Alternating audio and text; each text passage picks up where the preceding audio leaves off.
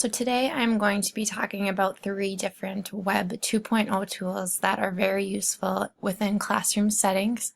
The first one I'm going to be talking about is called Kahoot.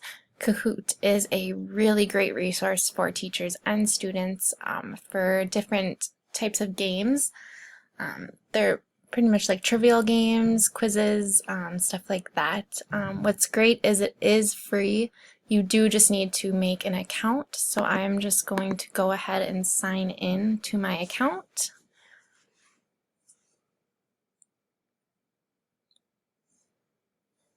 Let's see here.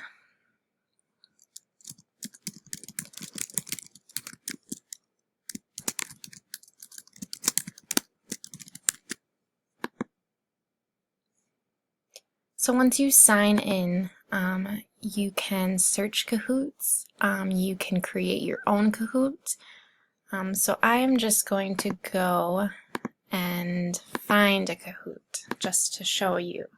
So I guess they have some right here, weather alignment, it says how many questions, periodic table, they have Kahoots for basically anything. So I'm just going to type in Spanish because I am a Spanish major. And let's see here. So you'd want to go in and kind of look at the Kahoot before you would give it to your class, because once again anyone can make a Kahoot. So if the information is valid or not, that's kind of up to the educator. I personally would just make my own Kahoot, but if you wanted to play a Kahoot, you would just hit play, and then what's nice is it'll give you each question in the Kahoot. So you can basically skim the questions right here before you would display it for your class. So I'm going to hit play.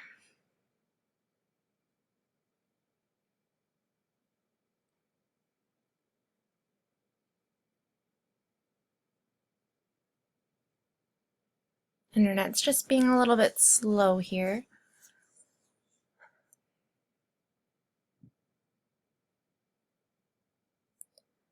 So while this is loading, basically anyone can play Kahoot, whether they have a tablet, smartphone, or on a computer.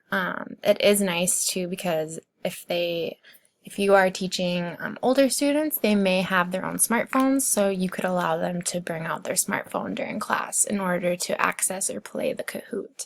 I really do think Kahoot is available or is suitable for all grades. It's not really childish in my opinion. It's just a really good way to quiz or play a game with your class. So you can do player versus player, one-on-one devices, or you can do team mode. Usually I always do the player versus player, so everyone's kind of on their own team. So I'm just going to click that. And then it says get your phone, tablet, or laptop out. And the game pin will show right here.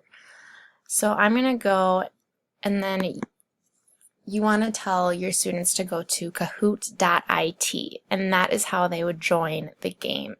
So that it would pull up a screen that looks like this for them, and they're going to enter that game pin. So it's 11664. So I'm just going to enter that here, 11664. What is color in Spanish? El color. See here. What's idea in Spanish? La idea. And what's negative in Spanish? And then once you enter the game pin, you're going to click on your nickname, or type in your nickname. So I'm typing in Kate, I hit OK, and I'm in.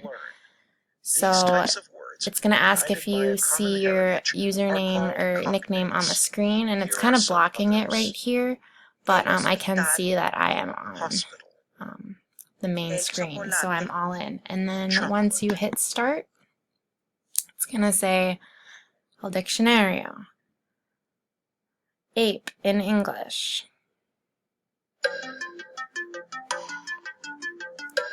And then you would just click the answer that you think it is on the Kahoot.it screen. So that's basically it for Kahoot. It is a really good learning tool for your students.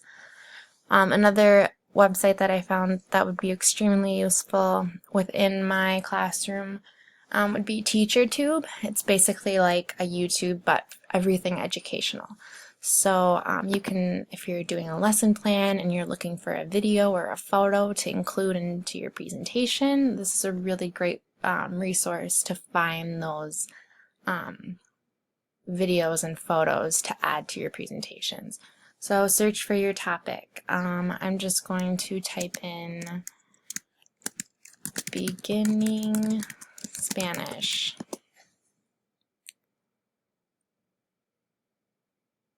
So I'm searching all. You can narrow it down if you just want to look for videos or audio or photos. Let's see here what it brings up. It's still loading. And so you can see here it's giving me all of these different resources that I can look at and incorporate into my own lesson plans. And then right here it gives you some kind of narrower topics. I'm just going to click World Languages since that's fits in the Spanish category. And then again, it's basically the same that it brought up, but it's just really good information and videos and pictures that are pretty easy to find just within the TeacherTube website. Then the last site I'm going to be talking about is called SparkNotes. This one I personally used throughout high school, especially during English or literature art courses. So you can just go here and let's say we're reading The Great Gatsby.